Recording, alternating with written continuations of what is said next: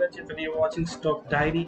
सो कल मैंने तुम्हें रेंज बताया था, वोलेटिलिटी इंडेक्स जो है हमारा इंडिया विक्स को देख के मैंने कल तुम्हें रेंज बताया था। मैंने कहा था कि निफ्टी जो है वो 16,200 से लेकर 16,380 के बीच में कवर करेगा। और फिर मैंने ये भी बोला था, हालांकि शुरुआत में मैंने टेक्निकल एनालिसिस किया था, तो मैंने बताया था कि निफ्टी का रेंज 16,150 हो सकता है, क्योंकि वहाँ गैप बन रहा था। और फिलहाल आज गैप फिल नहीं हो पाया, मगर आगे आने वाले दिनों में गैप फिल जरूर होगा। खैर वो बात की बात है। आज पोस्ट मार्केट एनालिसिस करते हैं और देखते हैं निफ्टी का कैसा रिस्पॉन्स रहा। जैसा मैंने प्रेडिक्शन किया तो उस हिसाब से रिस्पॉन्स हुआ कि नहीं। तो कल मैंने इंडिया विक्स का एनालिसिस किया था और विक्स का जो रेंज था मैंने बताया था कि 13 से 14 के बीच में था, 13.21 था।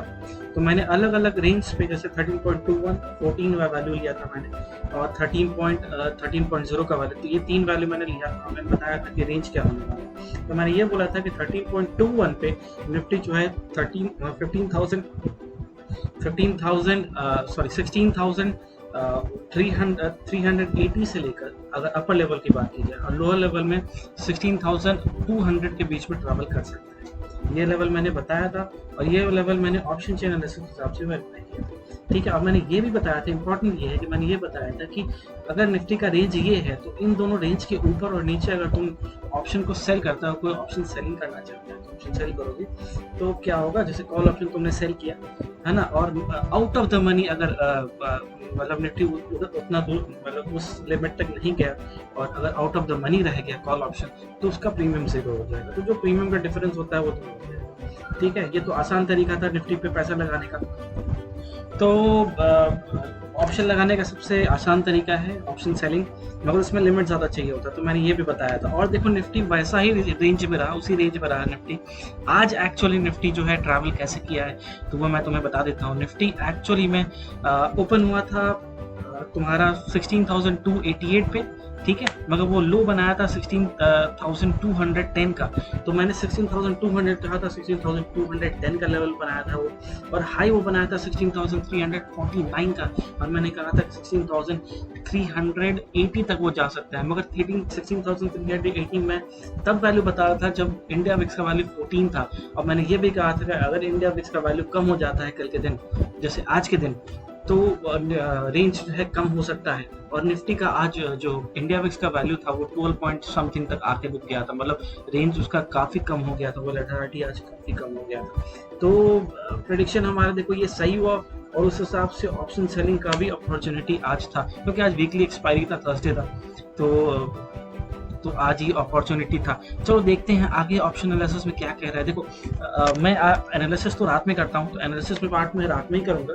मैं अभी फिलहाल बताता हूँ कि क्या हुआ आज के, क्योंकि ये एक्सपायरी डेट देखो 5 तारीख आज का एक्सपायरी है, और तुम देख सकते हो कि यहाँ पे जो वैल्यूज़ है आउट ऑफ द मनी में वो कहाँ से 0 हो गया। देखो 16,350 के आसपास, मैं अगर तुम्हें कलर करके दिखा देता हूँ, 16,350 के आसपास देखो ये वैल्यू 0.05 हो गया। ठीक है, जो निफ्टी का जो ऑप्शन का मिनिमम वैल्यू होता है, क्योंकि out of the money options था, 16,300 पे भी 0.05 रह गया था, क्योंकि निफ्टी तुम देख सकते हो निफ्टी जो क्लोज हुआ 16,294 पे हुआ है, क्योंकि 300 नीचे था, मतलब 16,300 के नीचे था।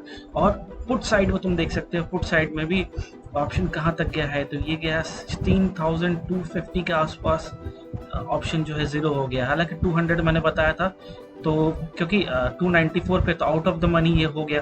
पुट साइड का आउट ऑफ द मनी हो जाता है 250 और कॉल साइड का हो जाता है 350। और जो मैंने रेंज बताया था कि 16,400 तक निफ्टी का ट्रैवल कर सकता है, 16,400 के ऊपर सेल कर दो, ये 0 हो गया।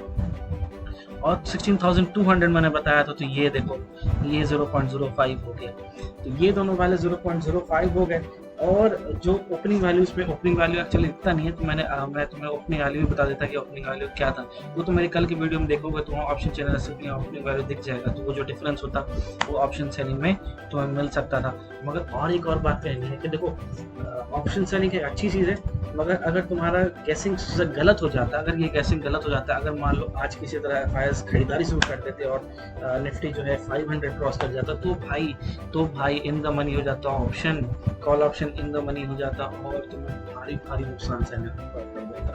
ठीक है, ऑप्शन सेलर के पास इनफाइनाइट लॉसेस का अपॉर्चुनिटी होता है इन्फिनिट लॉसेस का और ऑप्शन बायर्स के पास लिमिटेड लॉसेस होते हैं, ठीक है।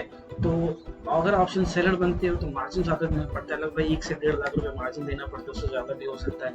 और तो क्या ऑप्शन बायर के पास जो प्रीमियम है वही लॉस है, तो ये रिस्की चीज़ है। मगर हाँ, अगर तुम्हारा एनालिसिस सही है तो तुम्हारा ऑप्शन जो है तुम पैसा कमा सकते हो, ठीक है। और इसमें रिस्क भी कम, मतलब रिस्क बोलते हैं इसमें तुम्हारा ज़्यादा मतलब टेंशन में नहीं रहता कि निफ्टी का बस तुम्हें इतना देखना है कि निफ्टी उस रेंज के पार न जाए, ठीक है। और नहीं चाहो तो हेजिंग भी कर सकते हो भाई, अगर हेजिंग करो तो वहाँ भी तुम्हें फ़ायदा हो सकता है।